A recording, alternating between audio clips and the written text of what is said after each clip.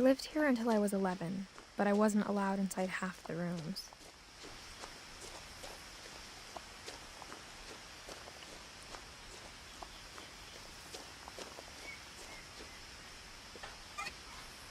Inside the mailbox were bills from 7 years ago, marked urgent, open immediately.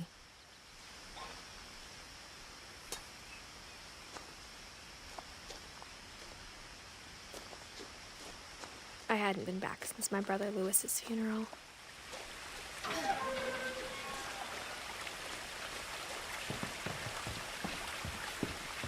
In her will, my mother left me a key, but didn't tell me what it unlocked. Maybe she thought I'd know, or she thought that the mystery would be enough to bring me back.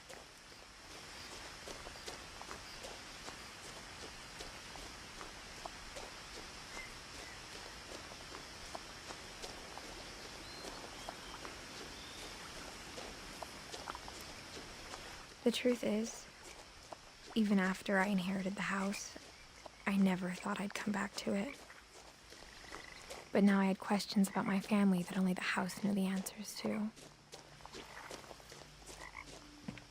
The woods around the house have always been uncomfortably silent, as if they're about to say something but never do.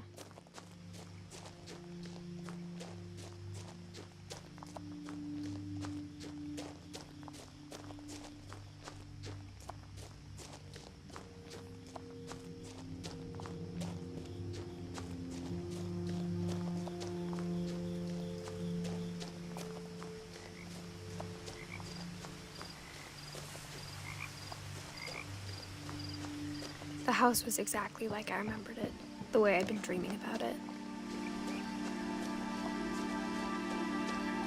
As a child, the house made me uncomfortable in a way I couldn't put into words.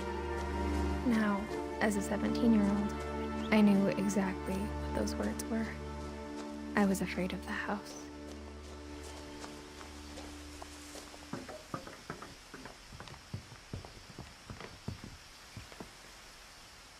I hoped the key might unlock the front door. It didn't. Looking in, I felt like the house itself had been waiting for me.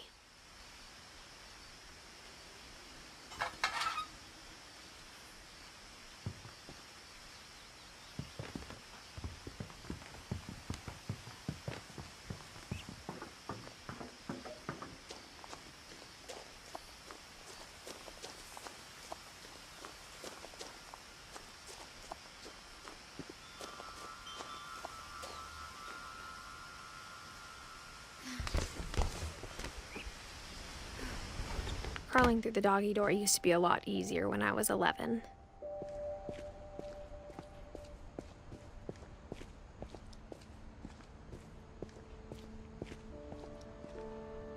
The power had been turned off the night we left. For the first time in years, I felt like I was home.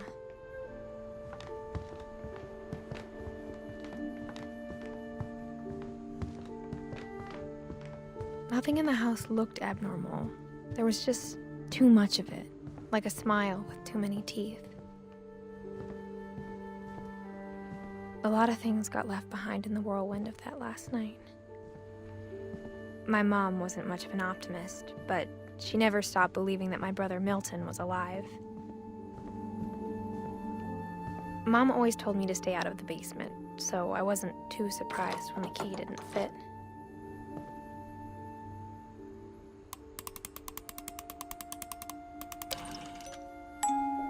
Great-Grandpa Sven built a music box for Barbara, along with the rest of the house.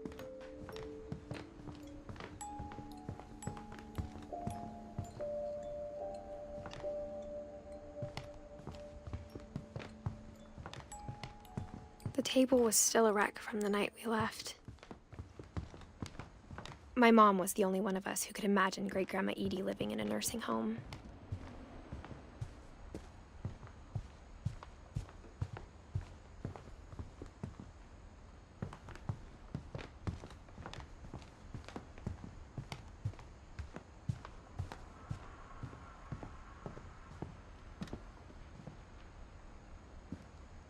After Milton disappeared, Mom sealed up all the bedrooms.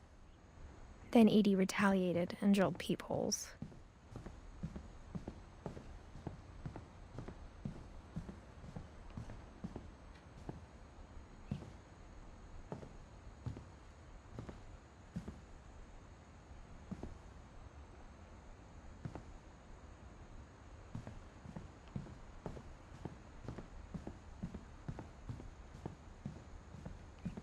Whenever people ask me about my family, the first thing they always want to know about is Barbara. Mom must have locked the third floor stairs on the night we left.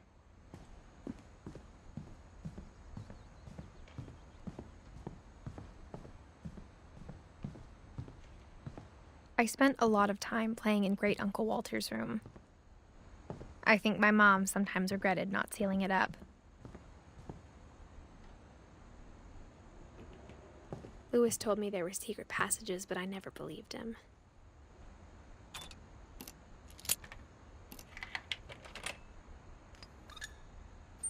Turns out, my mom was really good at keeping secrets. Now it was time to find out what my mom had been afraid of.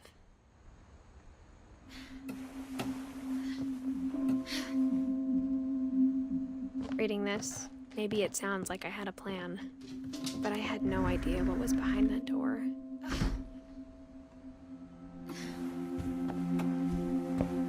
Just like I had no idea where all this was gonna lead.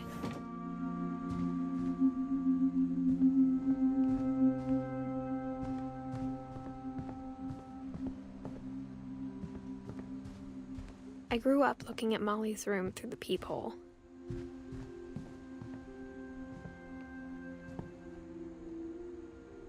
Molly's gerbil had a tiny bedroom with its own even tinier gerbil cage.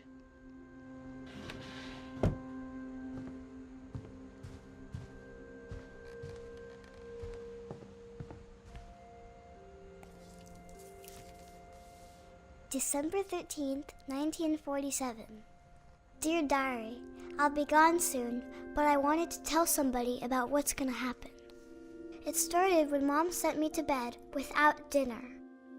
I woke up and I was starving, so I looked around for something to eat. The gerbil food was dry, but I didn't mind it. My Halloween candy was all gone. Mom, can I come out now? Sweetheart, it's late. Go to sleep.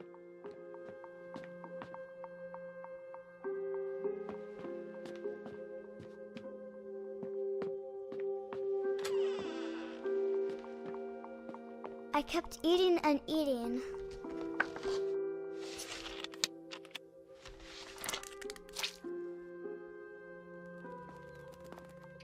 I ate a lot of things that night.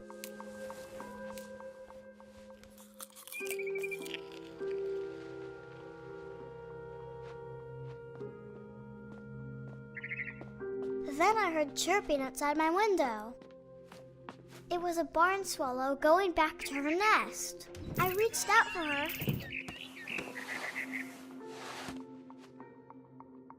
And suddenly,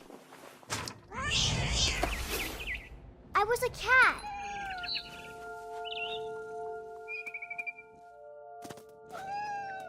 I tried to be quiet, but the bird was really scared.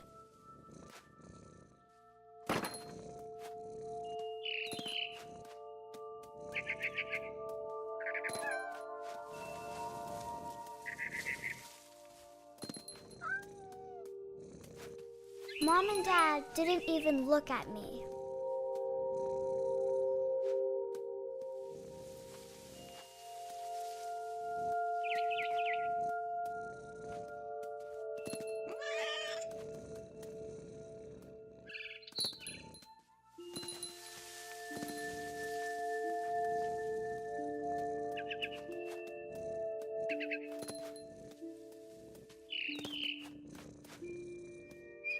I jumped and I almost got her.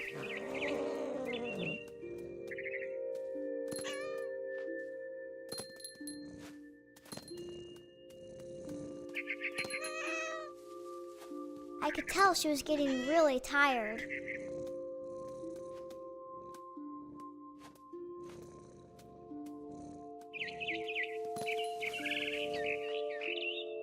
Now I was up in the big tree. I promised Dad I wouldn't climb it anymore. All I cared about was eating that mama bird.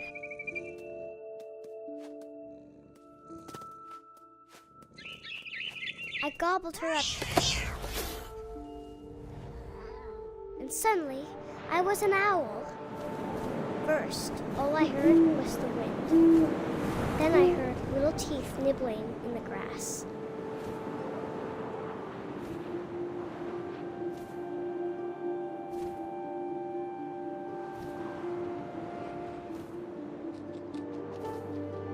Rabbits.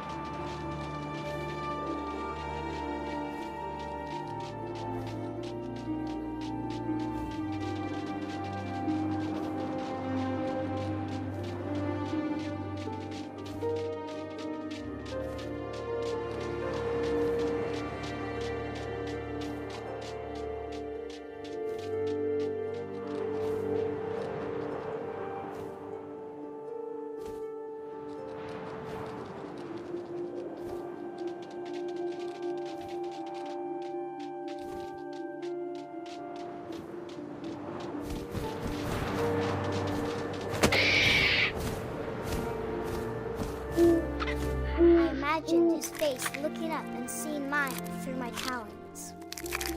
I swallowed him up, and I didn't chew one bit. Then I flew off to find something bigger.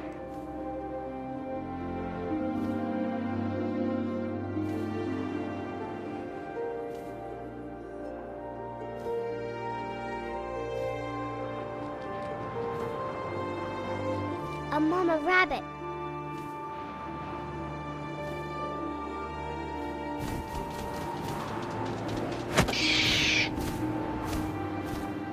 She was almost too big to carry. I started choking, but I couldn't stop eating. And suddenly, I was a shark.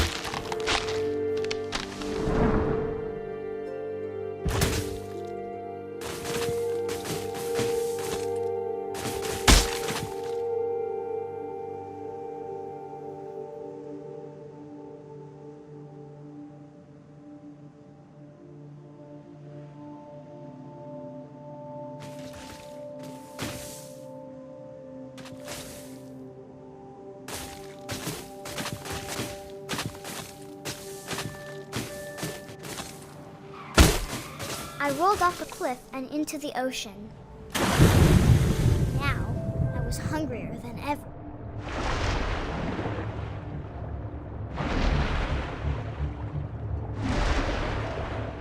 I wanted fat, juicy seals.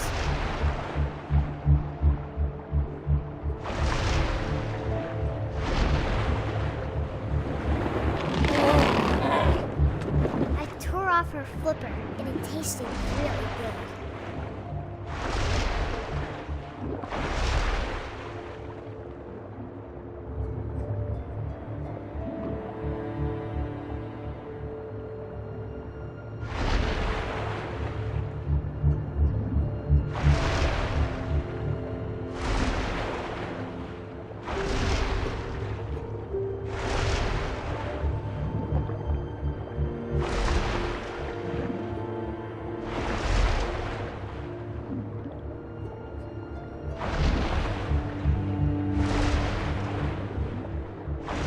Grabbed on tight, but I was so hungry, I jumped out of the water.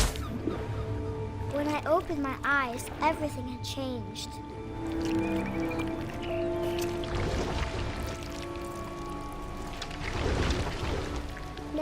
a monster, and I smelled people everywhere.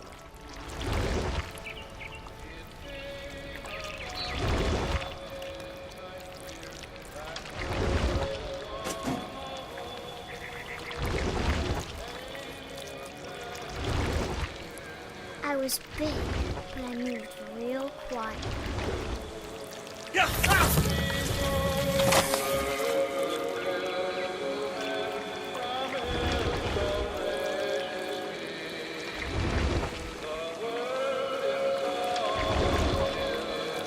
I wanted to stop, but also I didn't.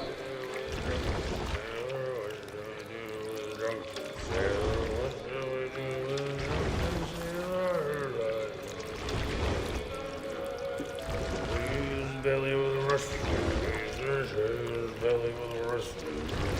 His belly with a rusty razor. What shall we do with a drunken sailor? What shall we do with a drunken sailor? What shall we do with a drunken sailor? And the captain's daughter. After the last passenger, I was still hungry. And across the water, I smelled something new. Something I had to have, so I swam towards it.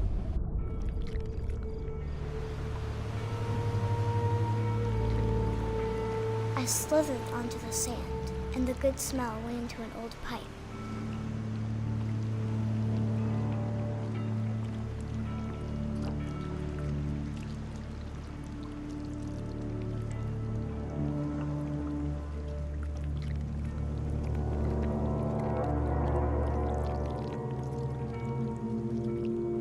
I got closer and closer.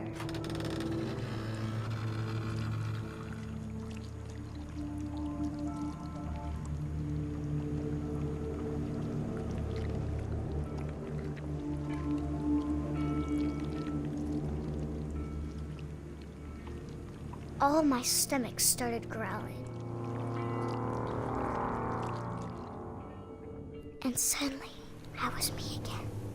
I held my breath for a long time, but I couldn't hear anything. I think it's waiting for me to fall asleep. But it's not going to wait much longer. It needs to feed, and we both know I will be delicious.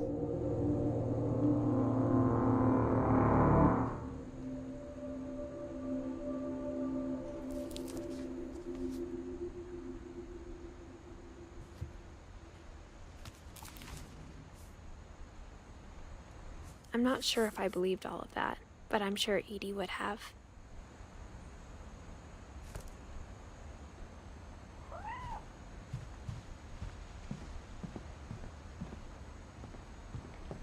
I can't describe it, but I felt like some part of Molly was still here.